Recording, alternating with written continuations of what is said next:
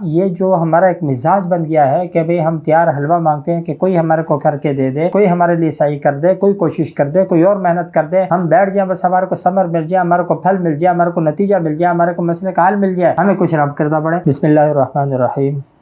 بحیثیت مسلمان ہمارا یہ فرض بنتا ہے کہ ہم قرآن و سنت کی ان تشریحات کو ملحوظ خاطر رکھیں جو ہمارے اکابرین نے ہمارے سامنے پیش کی ہیں، اور جو چیز میرے علم میں آئی ہے ان چیزوں سے جو میں نے نتیجہ اخذ کیا ہے وہ یہی ہے کہ کتاب اللہ و سنت رسول اللہ صلی اللہ علیہ وسلم یعنی احادیث مبارکہ کوئی بھی چیز ہو، دونوں میں کتاب اور سنت دونوں میں جو چیز ہمارے کو تلقین کی گئی ہے، ہمیں بیان کی گئی ہے یا ہماری رہنمائی کی گئی ہے، وہ یہ ہے کہ آپ اپنے معاملات کے حل کرنے کے لیے، اپنے معاملات اور مسائل کو دنیا اور آخرت کے، اس کے لیے خود سعی اور کوشش کریں، نہ یہ کہ آپ جو ہے ہاتھ کے اوپر ہاتھ دھرے رکھ کر کے بیٹھے رہیں اور کوئی آ جائے گا اس کی دعاؤں کے ساتھ آپ کے تمام امور سیدھے ہو جائیں گے، تمام کے تمام معاملات حل ہو جائیں گے، تمام کے تمام مسائل حل ہو جائیں گے۔ یہ ناممکن سی بات ہے۔ آپ کو از خود حرکت کرنی پڑے گی۔ اگر آپ از خود اپنی ضرورت کے لیے، اپنے مسائل کے حل کے لیے اگر خود کوئی عمل نہیں کریں گے تو پھر ایسی صورت میں یہ امید رکھنا کہ کوئی اور آپ کے لیے عمل کر دے گا اور اس کے کرنے سے آپ کے مسائل حل ہو جائیں گے، یہ ایک عبث چیز ہے۔ میں نے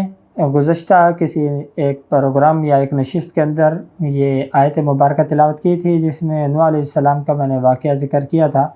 کہ جس میں نوح علیہ السلام نے اللہ تعالیٰ سے فرمایا تھا کہ میں نے ان سے کہا ہے کہ استغفروا ربکم انہ کان غفارا، کہ اپنے رب سے مغفرت طلب کرو۔ اب یہاں پہ جو پیغمبر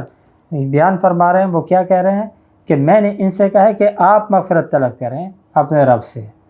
آپ طلب کریں، یہ نہیں کہا کہ میں تمہارے لیے مغفرت کو طلب کر لیتا ہوں۔ یعنی وقت کا جو پیغمبر ہے وہ اپنی امت کو عمل کرنے کی، خود کرنے کی تلقین کر رہا ہے۔ اور ہمارے یہاں پر کیا چیز رائج ہے کہ بھئی ہمارے ہاں جب کوئی مصیبت آ جائے، کوئی پریشانی آ جائے، کوئی معاملہ سر اٹھا لے تو اب ایسی صورت کے اندر فوری طور پہ کیا ہوتا ہے، ہم ایسے لوگوں کی طرف مراجعت شروع کر دیتے ہیں جو چند ٹکوں کے لیے، چند تھوڑے سے معاوضے کے لیے وہ کیا کہتا ہے کہ بھئی ہم کر کے دیتے ہیں آپ کو، یہ کام کرتے ہیں، وہ کرتے ہیں، فلاں کرتے ہیں، لیکن ہوتا کچھ بھی نہیں، کیونکہ تمام کے تمام مسائل کا حل وہ تو اللہ تعالیٰ نے اپنے قبضہ قدرت میں رکھا ہوا ہے، اور اس کے حل کا طریقہ اللہ رب العالمین نے خود بیان کیا ہوا ہے کہ بھی آپ خود عمل کرو، خود کوشش کرو، خود صحیح کرو، ٹھیک ہے۔ اب ہم یہ کہیں کہ نہیں کوئی اور ہماری طرف سے آ کر کے کر جائے تو کس طریقے سے ایسا ہوگا؟ نہیں ہو سکتا۔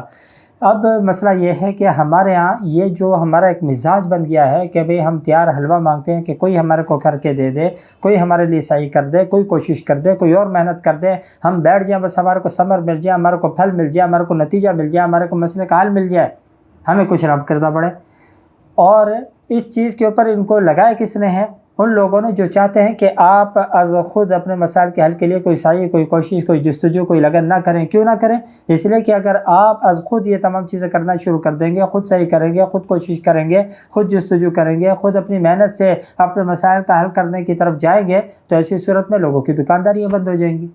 تو اس لیے انہوں نے آپ کو ٹرک کی بتی کے پیچھے لگایا کہ نہیں، ہمارے کرنے میں آپ کے کرنے کے اندر زمین آسمان کا فرق ہے، کوئی فرق نہیں ہے، بلکہ آپ کے کرنے کے اندر جو خلوص ہوگا، آپ کے جتنی نیت کے اندر اخلاص ہوگا، اور آپ کے پڑھنے کے اندر، آپ کے عمل کرنے کے اندر جتنا درد ہوگا اور جتنا اخلاص ہوگا، اس کی جو تاثیر ہوگی وہ کسی اور کے کرنے کے اندر نہیں ہوگی۔ تو یہی چیز میں بارہا عرض کرتا آیا ہوں کہ آپ ایسے مسائل کو لے کر جب کسی کے در پہ جاتے ہیں تو ان سے نہ